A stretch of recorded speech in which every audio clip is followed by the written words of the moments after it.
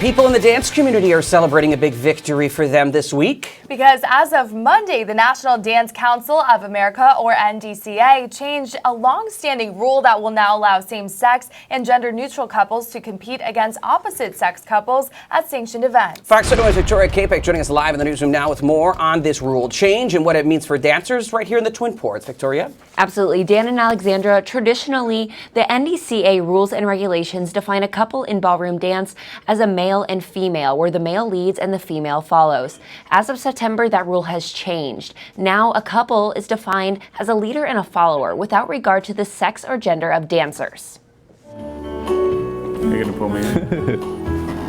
When you talk about dancing with a partner, you talk about connection and keeping that connection and having this tension between the two, so it's very clear where the lead is going and that the follow is responding to that. Mark Hakes and Elijah Jensen have been learning ballroom dance together for 2 years. Yeah, the point of me taking ballroom was to dance with Elijah, so then to do competitions without Elijah didn't make sense to me. The two weren't able to dance together at NDCA-sanctioned events under the council's old rules that limited couples to being two dancers of the opposite sex.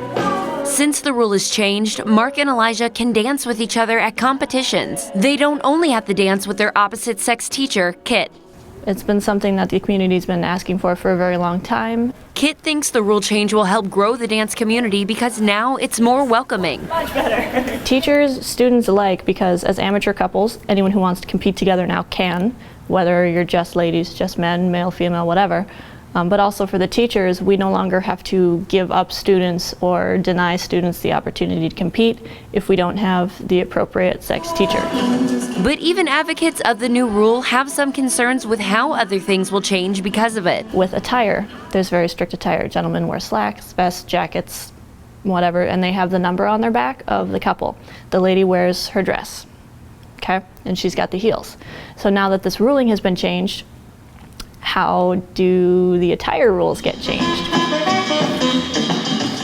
The passion that's part of dance is so important, and being able to create that passionate connection with Elijah is a lot easier than, as much as I love Kit, than it is with Kit. Kit, Mark, and Elijah think there are more traditional rules that should be reconsidered in the dance world. But this is a step in the right direction. I think the more that we can understand that gender is not a binary, and being allowing people to use dance as an expression of who they are and to be able to compete, expressing who they are, I think the more that we allow people to do that, that's really important. Love you.